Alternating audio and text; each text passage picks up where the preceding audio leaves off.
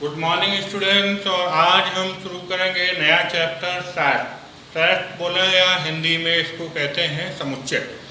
तो what is set? सबसे पहली बात आती है कि सेट होता क्या है। तो सेट एक तरीके से ग्रुप ही है, जैसे हम कहें the collection of the student of class 11। ये क्या है? एक ग्रुप है और इसी को हम सेट बोलेंगे। लेकिन सेट की एक डेफिनेशन है, the well defined object, the collection of well defined object is called a set. तो यहाँ पर वर्ड आता है वेल डिफाइंड। तो यहाँ हमें देखना पड़ेगा कि वेल डिफाइंड का क्या मतलब है। तो बच्चों, जैसे अभी हमने बोला, एक हमने एग्जाम्पल लिया था, the group of 11 students of 11th class. ठीक। और अब हम कहें the group of most intelligent boy of the 11th class. The group of most intelligent student हम बोल दें, the group of most intelligent student of the class 11। तो दोनों में डिफरेंस हो गया। बात आती है क्लास 11th के स्टूडेंट। तो ये डेफिनेट है कि क्लास 11th में 50 स्टूडेंट्स हैं, 45 स्टूडेंट्स हैं, एकदम डिफाइंड है और ये हैं, उनका नाम रोल पर है। लेकिन अगर कहा जाता है कि मोस्ट इंटेलिजेंट, तो मोस्ट इंटेलिजेंस की कोई डेफिनेशन नहीं होती है। हम नहीं कह सकते कि ये बच्चा सबसे ज़्यादा इंटेलिजेंस है या ये बच्चा सबसे ज़्यादा इंटेलिजेंस है। तो वो ऑब्जेक्ट यहाँ वेल डिफाइंड नहीं हुए। तो यहाँ पर बच्चों सेट की डेफिनेशन बन रही है। डेफिनेशन अगर हम सेट की लिखें,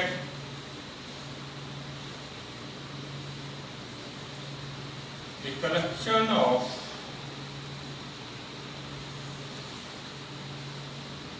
well-defined object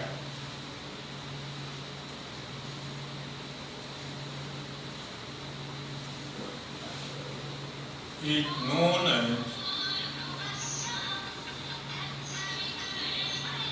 set। तो बात आती है कि आपका सेट की डेफिनेशन मैंने ये बता दी। हिंदी में अगर हम इसको बोलें तो परिभाषित वस्तुओं के समूह को समुच्चय कहते हैं। यहाँ पर हम एग्जाम्पल ले लेते हैं सेट के। और दूसरी बात यह है कि सेट को हम किसी भी कैपिटल लेटर्स ABCD से रिप्रेजेंट कर सकते हैं या PQRS से रिप्रेजेंट कर सकते हैं। और सेट के एलिमेंट्स को हमेशा एक कर्ली ब्रैकेट के अंदर लिखते हैं। जैसे हम एग्जाम्पल ले लें, A = A-E-I-O-U। ये बच्चों एक सेट है, इसको हमने A से रिप्रेजेंट किया। हमेशा सेट को कैपिटल लेटर से ही रिप्रेजेंट करेंगे और उसके एलिमेंट को स्मॉल लेटर से रिप्रेजेंट करेंगे। डिजिट भी हो सकते हैं, तो डिजिट स्मॉल लेटर और कैपिटल लेटर का कोई मतलब नहीं होता। तो लेकिन जो एलिमेंट्स अगर हम यहाँ अल्फ़ाबेट लिखेंगे तो वो हमेशा स्मॉल लेटर के ही लिखेंगे और हमेशा इसको कर्ली ब्रैकेट के अंदर लिखेंगे। सेट को ना तो हम स्मॉल ब्रैकेट में लिख सकते हैं ना बिग ब्रैकेट में लिख सकते हैं। सेट हमेशा कर्ली ब्रैकेट के अंदर ही लिखा जाता है और ये उसके एलिमेंट्स कहलाते हैं। तो यहाँ हम बच्चों कई सारी चीज़ें आपको बता देंगे अभी। ये हुआ सेट और ये जो अंदर लिखा है ये कहलाएंगे इसके एलिमेंट। AEIOU ये इसके एलिमेंट हैं। आगे एक बात और आती है कि belong to and does not belong to की बात आती है। तो जैसे हम कहें ये बिलोंग्स टू का साइन होता है और ये डज नॉट बिलोंग टू का साइन है। तो यहाँ कहें element A is belong to A, हम कहें element O belong to A, लेकिन यहाँ हम कहें B does not belong to A, क्योंकि B इस एलिमेंट के अंदर नहीं है, इसलिए ये इसको बिलोंग नहीं करता है। तो ये बच्चों बिलोंग टू और डज नॉट बिलोंग टू की बात आ गई। हमने आपको डेफिनेशन बता दी, सेट रिप्रेजेंट कैसे होते हैं ये भी बता दिया। वैसे जनरली बच्चों सेट को हम इंग्लिश अल्फ़ाबेट कैपिटल लेटर से रिप्रेजेंट कर लेते हैं, लेकिन कुछ special types of the set को हम एक पर्टिकुलर अल्फ़ाबेट से रिप्रेजेंट करते हैं। फॉर एग्जाम्पल हम कैपिटल आई को सेट ऑफ इंटीजर्स को हम कैपिटल आई से रिप्रेजेंट करते हैं। Whole numbers, set of whole numbers को हम W से रिप्रेजेंट करते हैं। सेट ऑफ नेचुरल नंबर्स को, प्राकृत संख्याओं को हम N से रिप्रेजेंट करते हैं। सेट ऑफ कॉम्प्लेक्स नंबर्स, सम्मिश्र संख्या, उनको हम C से रिप्रेजेंट करते हैं। तो इस तरीके से कुछ ऐसे सेट हैं जिनको हम स्पेशली उन्हीं लेटर से रिप्रेजेंट करते हैं। बाकी आप सेट को इंग्लिश अल्फ़ाबेट के किसी भी कैपिटल लेटर से रिप्रेजेंट कर सकते हैं। तो बच्चों अभी हम क्वेश्चंस लेंगे और क्वेश्चंस में हम देखेंगे कि कौन कौन से जो कलेक्शन है वो सेट हैं या नहीं है। चलिए बच्चों, अब हमने यहाँ पर बोर्ड पर क्वेश्चन ले लिए हैं। आपके लिए 2 क्वेश्चन अभी मैंने यहाँ लिए हैं। क्वेश्चन नंबर 1 है विच of the following is a set. इनमें हमने यहाँ पर कुछ स्टेटमेंट लिखे हैं और आपको ये बताना है इनमें से कौन से सेट हैं और कौन से सेट नहीं हैं। तो देखो बच्चों, हम कैसे देखते हैं कि एक वर्ड जो हमने यूज किया था डेफिनेशन में, वेल डिफाइंड। तो सेट के एलिमेंट वेल डिफाइंड होने चाहिए, को परिभाषित होने चाहिए। तो देखिए जरा, हम बात करें collection of past president of India, definite आज तक जितने भी प्रेसिडेंट हुए हैं, अभी प्रेजेंट में रामनाथ कोविंद हैं, रामनाथ कोविंद के जी के पहले जो भी प्रेसिडेंट हुए हैं सारे के सारे पता हैं और रिकॉर्डेड है कि कौन कौन से पास्ट प्रेसिडेंट हो चुके हैं। तो ये वेल डिफाइंड है, इसलिए ये सेट है। सेकेंड बात आ रही है collection of all Indian state. एकदम कंफर्म है कि इंडिया के अंदर कितने स्टेट हैं, एकदम क्लियर है, कंफर्म। तो ये आपका सेट है। बात आती है collection of great people of the world. अब बात आती है कि ग्रेट पीपल की कोई डेफिनेशन नहीं है, कोई एक स्केल नहीं है कि हम किस व्यक्ति को ग्रेट पीपल बोलेंगे और किसको ग्रेट नहीं बोलेंगे। अगर हम कहें इंडिया के लिए बात करें तो हम कहेंगे महात्मा गांधी ग्रेट पीपल हैं, और अगर किसी दूसरी कंट्री के लिए बात होगी तो वो अपने जो भी उनका प्रेसिडेंट या जो भी उनका लीडर रहा होगा उसको ग्रेट। अगर हम अमेरिका की बात करें तो बोलेंगे Abraham Lincoln my great people, my great president. तो अलग अलग व्यक्तियों के लिए, अलग अलग देश के लिए ग्रेट पीपल की डेफिनेशन अलग अलग हो सकती है, ये यूनिवर्सल नहीं है। तो ये एलिमेंट वेल डिफाइंड नहीं होंगे तो हम बोलेंगे ये आपका सेट नहीं है। तो सेट नहीं है तो कलेक्शन कहलाता है। कलेक्शन तो होगा बट सेट नहीं होगा। Collection of pet animal. अब बात आती है पेट एनिमल। तो पेट एनिमल्स बच्चों बहुत सारे होते हैं, डॉग है, काऊ है, गॉट है। अब बात ये आती है कुछ लोग स्नेक भी पाल लेते हैं, लेकिन कुछ लोगों को बहुत डर लगता है उनसे, बोले कहीं काट ना लें। कुछ लोग एलिफेंट पाल लेते हैं, लेकिन सब लोग नहीं। तो पेट एनिमल्स की भी कोई ऐसी डेफिनेशन नहीं है कि यही एनिमल्स पेट बनाए जाएंगे और ये एनिमल पेट नहीं होंगे। तो इसलिए ये भी हमारा सेट नहीं होगा क्योंकि ये कहीं एकदम डिफाइन नहीं है।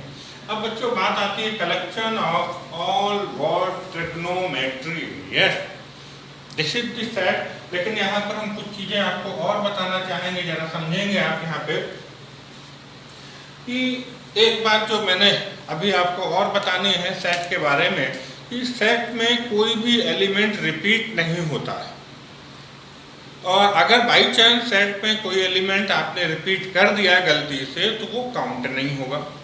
तो कुल मिला के बात यह है कि सेट में किसी भी एलिमेंट को हम रिपीट नहीं कर पाएंगे।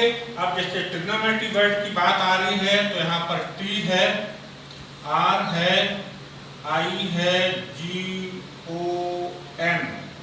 अब बात आ रही है कि अगर हम फिर से ये ओ आ गया तो अब हम ओ 2 बार नहीं लिखेंगे क्योंकि ओ हम एक बार लिख चुके हैं। एम लिख लिया जाएगा, ई लिख लिया जाएगा, टी हम लिख चुके हैं। तो टी को हम दोबारा नहीं लिखेंगे क्योंकि एलिमेंट दोबारा नहीं लिखा जाएगा, रिपीट नहीं होगा। आर भी हम लिख चुके हैं तो आर रिपीट नहीं होगा, और वाई। तो बच्चों अगर हम वर्ड ट्रिग्नोमेट्री के एलिमेंट्स की बात करें तो ये एलिमेंट होंगे 1 2 3 4 5 6 7 8 9, और अगर यहाँ बात करें तो 1 2 3 4 5 6 7 8 9 10 11 12, तो वहाँ पर 12 लेटर्स हो रहे थे, लेकिन यहाँ पर हमारे कम हैं, तो वो लेटर हटा दिए हमने। जो रिपीट हो रहे हैं उनको लिखने की कोई ज़रूरत यहाँ पे नहीं होगी। तो ये भी बच्चों आपका सेट हो जाएगा, तो नो प्रॉब्लम। अब हम आते हैं अगले क्वेश्चन पर।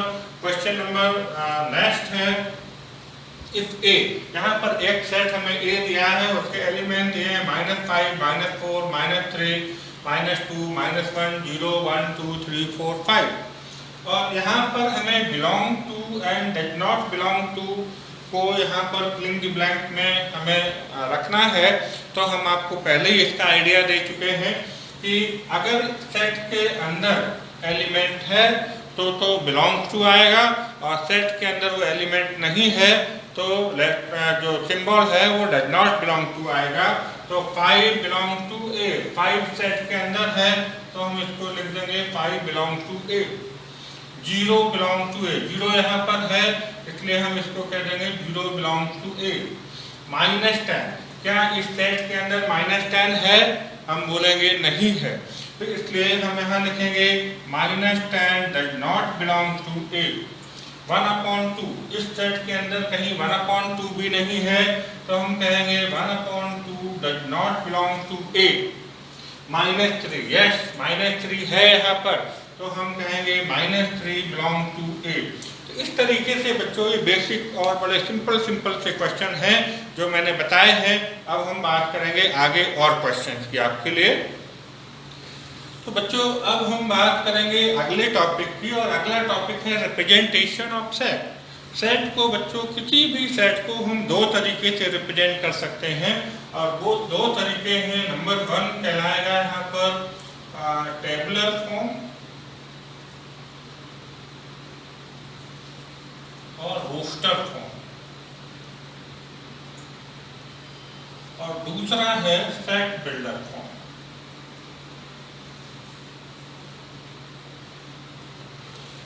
कैसे ये सेट बिल्डर फॉर्म क्या होता है, टेबुलर फॉर्म क्या होता है, मैं आपको एक एग्जांपल लेके बताता हूँ, फिर हम आपको इसके क्वेश्चन बताएंगे। हर सेट टेबुलर फॉर्म में अगर लिखा है तो उसको हम सेट बिल्डर फॉर्म में लिख सकते हैं, सेट बिल्डर फॉर्म में लिखा है तो उसको हम टेबुलर फॉर्म में लिख सकते हैं। दोनों तरीके से किसी भी सेट को लिखा जा सकता है। मान लीजिए हम एक एग्जांपल ले रहे हैं, सेट ए लिया, A-E-I-O-U। चलिए अब देखिए बच्चों टेबुलर फॉर्म क्या होता है। अगर ऐसा सेट जिसमें एलिमेंट अलग अलग लिखे हों वो टेबुलर फॉर्म कहलाता है या रोस्टर फॉर्म कहलाता है। यहाँ पर एलिमेंट 5 एलिमेंट्स हमने लिखे हैं A-E-I-O-U। आपको बच्चों ये सेट के एलिमेंट देख के कुछ आइडिया लग रहा होगा, क्या है? ये हैं vowels of English alphabet. English alphabet के वॉवेल्स हैं। तो अब अगर ये तो टेबुलर फॉर्म हो गया, जब एलिमेंट अलग अलग लिखे हैं तो टेबुलर फॉर्म या रोस्टर फॉर्म। लेकिन इसका सेट बिल्डर फॉर्म कैसे लिखेंगे वो देखिए। इसी को हम सेट बिल्डर फॉर्म होता क्या है? सेट बिल्डर फॉर्म में हम एलिमेंट्स अलग अलग नहीं लिखते हैं, उनकी प्रॉपर्टी लिखते हैं, प्रॉपर्टी बताते हैं। तो एक यहाँ लिखेंगे एक्स सच दैट, ये पूरा एलिमेंट एक्स में आ गए कि अब x की हम प्रॉपर्टी डिफाइन करते हैं। तो ये 2 डॉट हमने लिख दिए, ये कहलाएगा सच दैट, ऐसा है कि x सच दैट। अब इनकी प्रॉपर्टी क्या है? अभी हमने बोला था ये इंग्लिश अल्फाबेट के वॉवेल्स हैं, तो हम यहाँ लिखेंगे x is A vowel of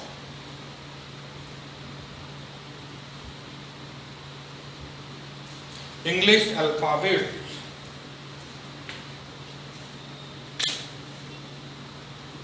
तो यहाँ पर बच्चों हमें देखना ये होता है, जब हम रिप्रेजेंट करते हैं किसी भी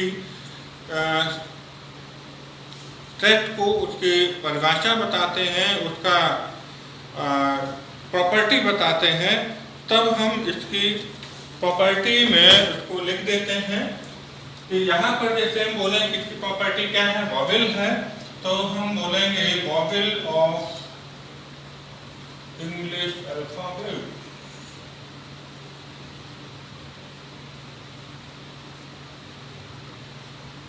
ये हमने इन एलिमेंट्स की प्रॉपर्टी बता दी और वे सारे एलिमेंट इसमें रिप्रेजेंट हो गए आके एक्स। अब मान लीजिए उल्टा लिखा हो, ये लिखा हो सेट बिल्डर फॉर्म लिखा हो और सेट बिल्डर फॉर्म से हमें टेबुलर फॉर्म या रोस्टर फॉर्म लिखना हो, तो मान लीजिए लिखा है x such that x is a vowel of English alphabet. तो हमें मालूम है कि इंग्लिश अल्फाबेट के वॉवेल्स क्या क्या होते हैं, तो हम लिख देंगे ए ई आई ओ यू।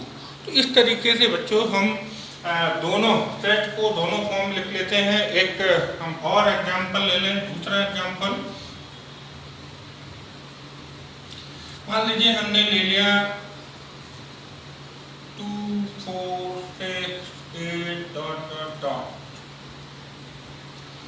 तो ये बच्चों हमने अभी एक सेट लिया है जो कि हमने टेबुलर फॉर्म में लिखा है, रोस्टर फॉर्म में लिखा। अब अगर हमें इसको सेट बिल्डर फॉर्म में लिखना है तो कैसे लिखेंगे, इसकी प्रॉपर्टी एलिमेंट की प्रॉपर्टी डिफाइन करेंगे एक्स सच दैट। एक्स क्या है, क्या दिख रहा है यहाँ पे, इवन नंबर। तो 2 4 6 8 ये क्या है, इवन नंबर। तो यहाँ लिखेंगे x is N even number. तो इस तरीके से बच्चों हम रोस्टर फॉर्म से सेट बिल्डर फॉर्म और सेट बिल्डर फॉर्म से रोस्टर फॉर्म लिखेंगे। अभी हम आपको इस पर कुछ क्वेश्चंस ले रहे हैं और आपको क्वेश्चन करके बताएंगे। चलिए बच्चों, अब हमने आपके लिए अगला क्वेश्चन लिया है और इसमें क्वेश्चन है right the following set in tabular और रोस्टर फॉर्म। इसका मतलब ये सारे जो भी हमने क्वेश्चन लिए हैं ये सेट बिल्डर फॉर्म में लिखे हैं, इनको हमें टेबुलर फॉर्म में लिखना है या रोस्टर फॉर्म में लिखना है। और आप देख रहे होंगे सारे हमने एनसीईआरटी क्वेश्चन लिए हैं, इम्पॉर्टेंट हैं। देखिए जरा इनका आंसर हम कैसे लिखेंगे। जो लिखा है बच्चों क्वेश्चन को ध्यान से पढ़ना है और उसी क्वेश्चन से हमारा आंसर निकलेगा। तो यहाँ पर अगर हम लिखें तो a equal to X such that, X की प्रॉपर्टी क्या दी है बच्चों, X is an integer, X is integer an कहाँ से कहाँ तक इंटीजर है, एक्स इज ग्रेटर और equal to -3 and less than 7। तो ये -3 से स्टार्ट होगा और यहाँ पर आप बच्चों देख रहे हैं कि 7 पर इक्वल टू नहीं लगा तो 7 तक नहीं जाएगा। 7 के पहले जो इंटीजर होगा वहाँ पर एलिमेंट खत्म हो जाएंगे। अगर -3 से शुरू करें तो -3 -2 -1 0 1 2 3 4 5 6 7 नहीं लिखेंगे तो 7 पर इक्वल टू नहीं लगा है। अगर 7 पर इक्वल टू लगा होता तो हम 7 भी लिख देते। Next question, x such that x is a natural number less than 6। X क्या है, नेचुरल नंबर है और 6 से छोटा, लेस देन 6। तो क्या आएगा आंसर, यहाँ पर आंसर नेचुरल नंबर 1 से स्टार्ट कर दें तो 1 2 3 4 5 लेस देन 6। तो यहाँ पर हम 6 नहीं लिखेंगे। इक्वल टू लगा होता लेस देन और इक्वल टू तो हम 6 तक इसको लिखते। अगला क्वेश्चन है x is a 2 digit natural number such that sum of its digit is 8। हमें 2 डिजिट नेचुरल नंबर लिखना है और ऐसे नंबर जिनके दोनों डिजिट का सम 8 है। तो देखिए जरा बच्चों कैसे लिखेंगे हम इसको। हम स्टार्ट करें 80 से, उल्टा स्टार्ट करते हैं 80 में 8 प्लस 0 करेंगे तो क्या आ जाएगा, 8 आएगा। अब हम पहले वाले डिजिट को 1 से लेस करते जाएं और दूसरे वाले डिजिट को यूनिट प्लेस को हम 1 से प्लस करते जाएं। तो ये आपका हो जाएगा 71। 7 + 1 8 हो जाएगा। अब हम इसको लिख दें 62। यहाँ आप यूनिट प्लेस पे 1 प्लस करते जाएं और 10 प्लेस पे 1 माइनस करते जाएं।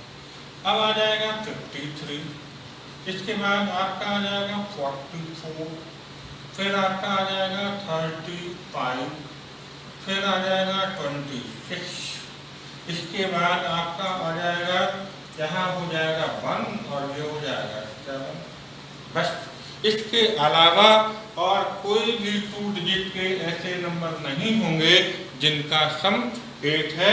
तो यहाँ पर आपका आंसर आया 80, 71, 62, 53, 44, 35, 26 एंड। चलिए बच्चों, अब हम क्वेश्चन नंबर 4 लेते हैं। इसमें क्वेश्चन है x such that x is an integer and x is lies between -1/2 to 9/2। यहाँ इक्वल टू नहीं लगाया, तो बच्चों इसको समझने के लिए सबसे पहले हम एक नंबर लाइन बना लेते हैं। नंबर लाइन बना लिया हमने और यहाँ हम -1 से लेके चले, तो -1, 0, 1, 2, 3, 4, 5। अब हमें -1/2 यहाँ मार्क करना है, तो -1/2 कहाँ आएगा? 0 और -1 के बीच में आ जाएगा, तो ये हो गया -1/2। 9/2 का मतलब है 4 and 1/2। तो 4 और 5 के बीच का जो पॉइंट होगा वो 9/2 को रिप्रेजेंट करेगा। अब इनके बीच के जितने इंटीजर्स हैं वो हमारा आंसर रिप्रेजेंट करेंगे। तो यहाँ पर जो आंसर आएगा D उसमें कौन कौन से इंटीजर्स आ जाएंगे? 0, 1, 2, 3, 4। ये आंसर हो जाएगा 0, 1, 2, 3 एंड 4। अब हम बच्चों आ गए 5th पार्ट पर। 5th पार्ट है x such that x is odd positive integers number। तो odd positive integers number, तो odd positive integers number, odd number कहाँ से शुरू होंगे? 1, 2, 3, 4, 5।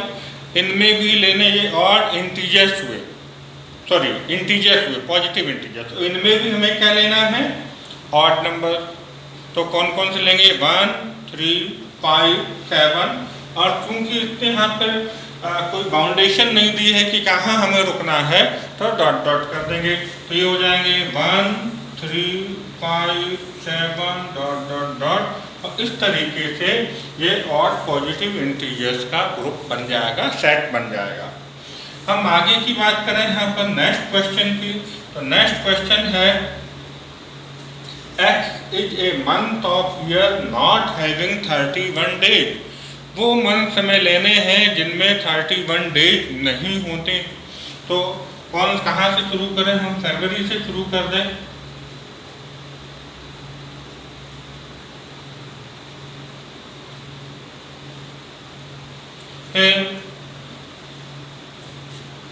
अप्रैल, जून,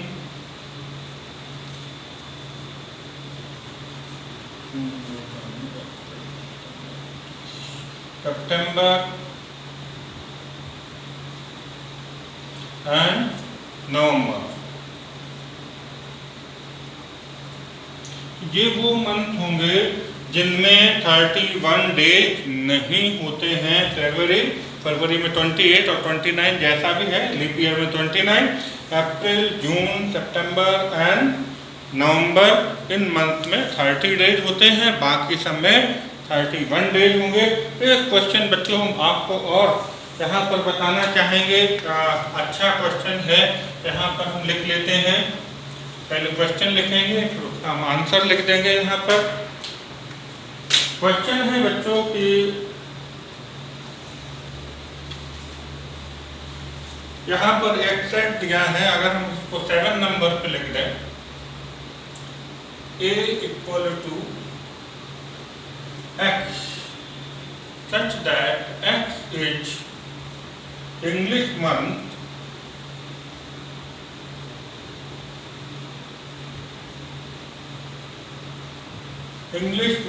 starting with J।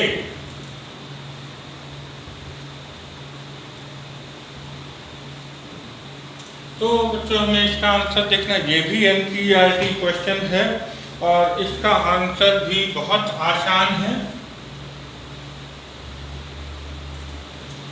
अगर हम इसका आंसर यहाँ देखें तो कौन कौन से मंथ, इंग्लिश मंथ में कौन कौन से मंथ ऐसे होते हैं जो जे से शुरू होंगे, तो वो होगा जनवरी और जुलाई और जून। ये मंथ इंग्लिश में होते हैं जो जे से स्टार्ट होते हैं। और अब बच्चों हम अगले क्वेश्चन की बात आपसे करेंगे। चलिए बच्चों, अब कुछ टाइप्स ऑफ सेट की और हम बात कर लेते हैं। और सबसे पहले आता है फाइनाइट सेट। तो ये बच्चों समझने वाली बात है, यहाँ पर डेफिनेशन वगैरह लिखने की जरूरत नहीं है। आप बुक होंगी आपके पास, वहाँ से डेफिनेशन आप बाकायदे लिख लीजिएगा एग्जाम्पल सहित। मैं यहाँ सिर्फ आपको बेसिक आइडिया दे देता हूँ, समझा देता हूँ। तो जैसा कि इसका नाम है फाइनाइट सेट, तो डेफिनेटली क्लियर यहाँ पे दिख रहा है कि ऐसा सेट जिसके अंदर काउंटेबल नंबर ऑफ एलिमेंट्स हों वो फाइनाइट सेट कहलाएगा। A set is said to be finite set which has countable number of element. तो ये हम कहते हैं A E I O U, ये फाइनाइट सेट है क्योंकि इसमें 5 एलिमेंट्स हैं। हम कहते हैं 1 2 3 4 5, ये आपके पॉजिटिव इंटीजर्स हैं 5 तक, तो फाइनाइट सेट है। अब बात आती है इनफाइनाइट सेट। तो इनफाइनाइट सेट की बात करें बच्चों, तो जैसा कि इसका नाम है, इसमें अनकाउंटेबल एलिमेंट्स होंगे। तो a set which has uncountable number of element is known as infinite set. तो इनफाइनाइट सेट का अगर हम एग्जांपल ले लें, तो अभी हमने 1 2 पॉजिटिव इंटीजर लिए थे जो कि 5 तक जा रहे थे। और अब अगर हम कहते हैं 1 2 3 4 5 एंड डॉट डॉट डॉट, तो पॉजिटिव इंटीजर कहीं खत्म तो होते नहीं है, तो हमने डॉट डॉट कर दिया, तो ये आपके क्या हो गए, इनफाइनाइट सेट हो गए। और अब हम बात करें एम्प्टी सेट की। तो अगर हम नेक्स्ट सेट में लें empty set,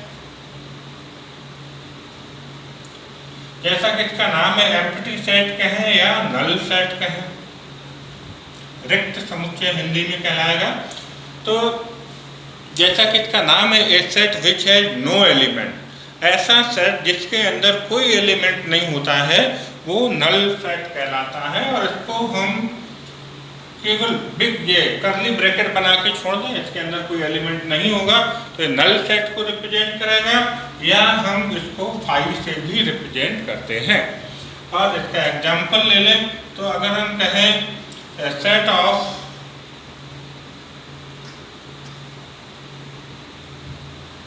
point of intersection, या यूं बोले point of intersection, point of intersection of parallel line सबसे अच्छा एग्जाम्पल है। तो अगर लाइन पैरेलल है तो वो एक दूसरे को कट नहीं करेंगे, तो जब कट नहीं करेंगे तो कोई भी इंटरसेक्शन पॉइंट नहीं आएगा, और जब कोई पॉइंट ऑफ इंटरसेक्शन नहीं है तो वो क्या कहलाएगा, आपका नल सेट कहलाएगा। तो इस तरीके से मतलब ऐसा सेट जिसके अंदर कोई एलिमेंट नहीं होता है वो आपका नल सेट कहलाता है। एम्प्टी सेट भी कहलाता है, वॉइड सेट भी कहलाता है, कई नाम हैं इसके। और हमने रिप्रेजेंटेशन आपको बता दिया। इसके बाद अगर हम बात करें सिंगलटन सेट या यूनिट सेट,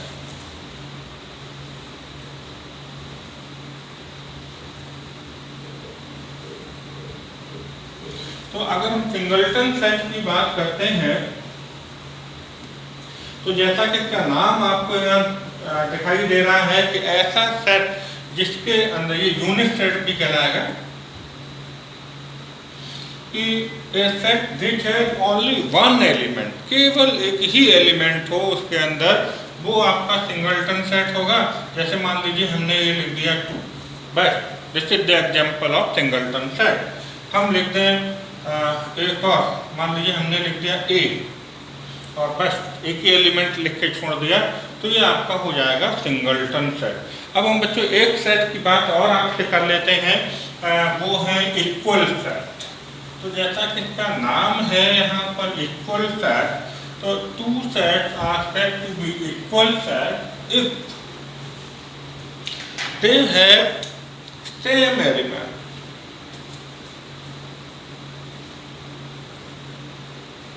इक्वल सेट की बात करें तो ए अगर हम कहें ए ई आई ओ यू, और हम कहें बी है U I A O N E, no problem, कोई फर्क नहीं पड़ता कि एलिमेंट का सीक्वेंस क्या।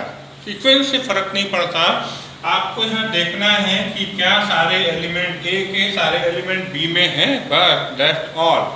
तो यहाँ पर 5 एलिमेंट्स हैं, यहाँ भी 5 एलिमेंट्स हैं और सारे के सारे वही के वही एलिमेंट्स हैं, तो ये आपका हो जाएगा equal set.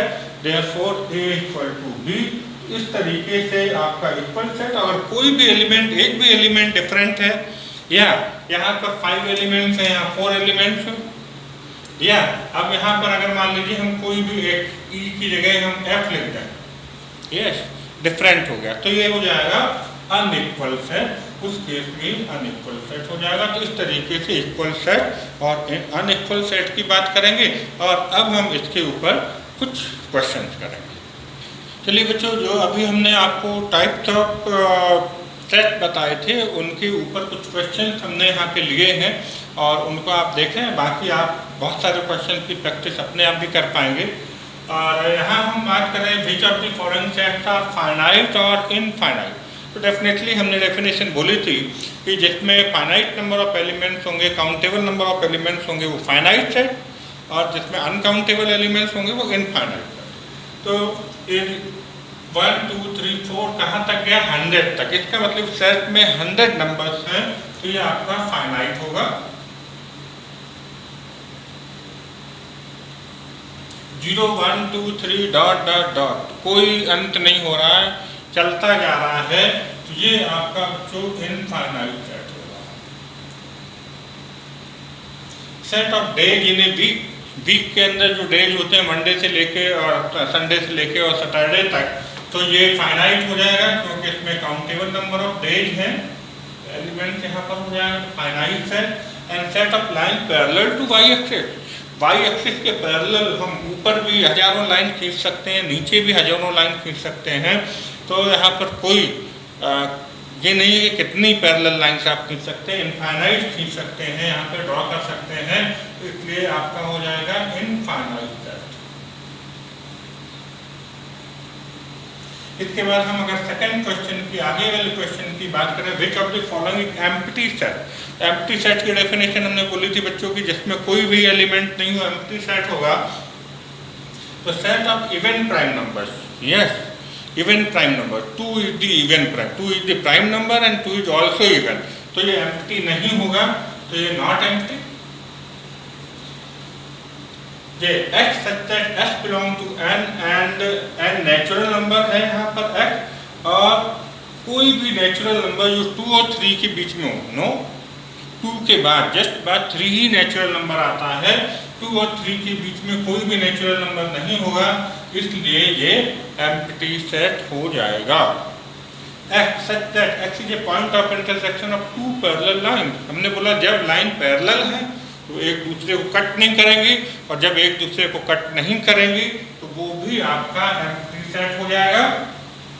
And x is a rational number and x is like between 1 and 2, 1 और 2 के बीच में हम इनफाइनाइट रेशनल नंबर लिख सकते हैं। आपने 9th या 10th में निकाले होंगे, दो नंबर के बीच के रेशनल नंबर, दोनों को प्लस करके 2 से डिवाइड करते जाए, बहुत सारे रेशनल नंबर निकलेंगे, तो ये आपका एम्प्टी सेट नहीं होगा, इसमें बहुत सारे आपको रेशनल नंबर मिल जाएंगे 1 और 2 के बीच में।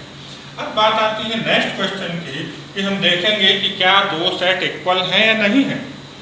तो A equal to set of alphabets of the word alloy, अगर एलॉय का सेट हम लिखना चाहेंगे लेटर, तो क्या लिखेंगे हम? ALOY, हम रिपीटेड एलिमेंट नहीं लेंगे। इसके बाद set of the word loyal, तो लॉयल में क्या क्या आ जाएगा? LOY, ये L रिपीट हो रहा, दोबारा नहीं लिखेंगे। तो आप देख पा रहे हैं कि इसमें सेम एलिमेंट्स हैं, सीक्वेंस बदला हुआ है, तो सीक्वेंस बदला है देन नो प्रॉब्लम, तो इसका मतलब ये आपके इक्वल सेट हो जाएगा। ये दोनों कैसे हैं? ये इक्वल सेट है। इसके बाद अगर हम नेक्स्ट की बात करें तो फर्स्ट सेट है 1 2 2। पहले तो हमने बच्चों ये बोला है कि किसी भी सेट में एलिमेंट्स रिपीट नहीं होता, और अगर रिपीट हो रहा है तो उसको हम काउंट नहीं करेंगे, कोई मतलब नहीं होता रिपीटेड एलिमेंट्स का यहाँ पे। तो 1 2 2 3, इसका मतलब है 1 2 3। और दूसरे सेट में दिया है 1 2 3। तो डेफिनेटली आपको यहाँ पर ये एलिमेंट रिपीटेड दिखाई दे रहा है, लेकिन वो उसका कोई मतलब नहीं है। इस केस में भी ये आपका इक्वल सेट हो जाएगा। तो इस तरीके से बच्चों आज हमने आपको चैप्टर सेट पढ़ाया है, समुच्चय पढ़ाया है। इसमें हमने आपको बेसिक बातें बताई हैं और साथ में सिंपल बेसिक क्वेश्चंस भी कराए हैं। और आपके पास जो भी बुक है उससे आप प्रैक्टिस करें। आर.बी. त्रिपाठी की बुक है, आर.डी. शर्मा की बुक है, जो भी है उससे आप प्रैक्टिस करें तो आपको ये क्वेश्चन बहुत आराम से आने लगेंगे और आप उनको कर पाएंगे। Thank you.